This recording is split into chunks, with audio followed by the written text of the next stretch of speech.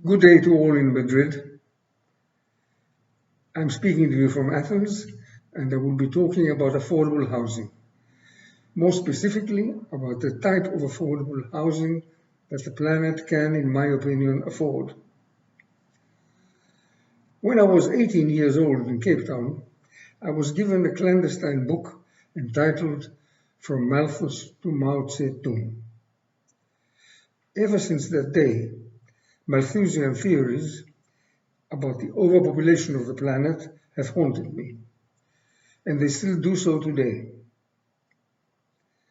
But what does the continuing unabated increase of the world's population entail for us architects?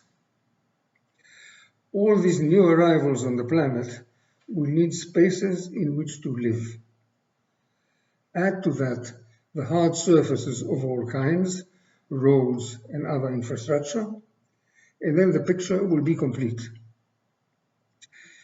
A few words now about space. In Tiziana Panizza's eye-opening book on urban thinking, there is a quote from Eero Saarinen. It says, "In order to live, we need space in which to live." This, of course, sounds like a platitude, but it is not. Space means land.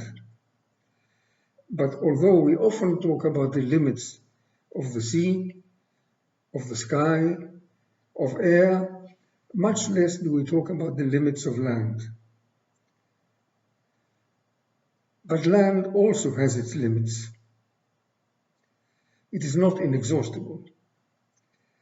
We are reaching the stage when, in order to build buildings on virgin land, we will need to give proof that we have demolished a building of equal surface, because, as I said, land is not unlimited. So this will be a sort of quid pro quo. Demolish and then build, not without demolishing. What then are our future choices? Build with solely the planet in mind, or continue on the present catastrophic for the planet course? If we do not safeguard our free land, what will our future options be? To live on the sea or even underwater? Is that our dream for the future? I don't want to accept that.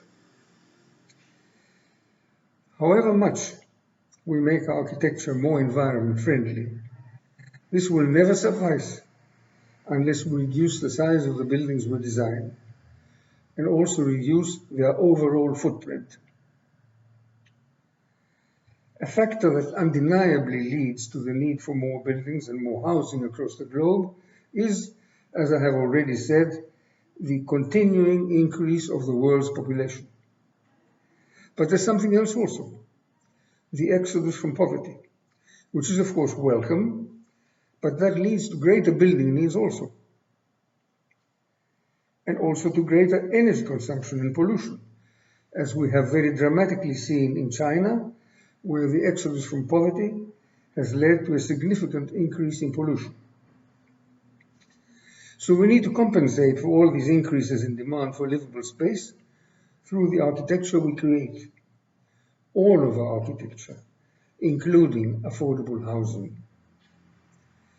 Intelligent ways can and must be found to lessen the overall size of buildings and their footprint, and very particularly their footprint on free and vacant land. Size matters, footprint matters. The balance between built and paved land, as juxtaposed to unbuilt and unpaved land, matters for the survival of the planet. It matters very, very much. For me personally, the most significant lesson has been my own country house. Built on a very large piece of seaside land, it is only 90 square meters in size, and with only limited external paved areas.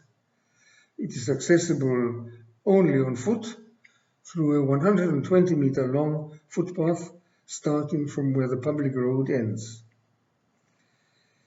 The biggest vindication for me is that my children and my grandchildren refuse to make this house bigger. So what for me had been an instinctive decision, for them it is already an ingrained belief. And we are all content, and of course the planet has been respected.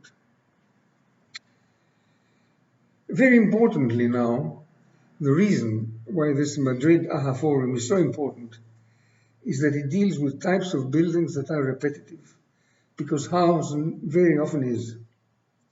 Housing and repetitive housing can have an influence on climate and on the planet, as long as we downsize these buildings and what goes along with them. One-off signature buildings mean nothing for the planet. They are the wrong architectural role models, and we have to understand this. So yes, we need affordable housing and affordable buildings. Affordable for those that build, the state, or whoever funds the housing, affordable for those that finance by themselves, and, most importantly, affordable for the planet. Has the time now come for a different logic, for a logic more compatible with the challenges of climate change? Has the time come for us to build smaller buildings and to live, us, ourselves, a less wasteful in everything life? And that this smaller footprint be the contribution of each one of us, and also a marker of our sensitivity towards broader issues, towards planet issues.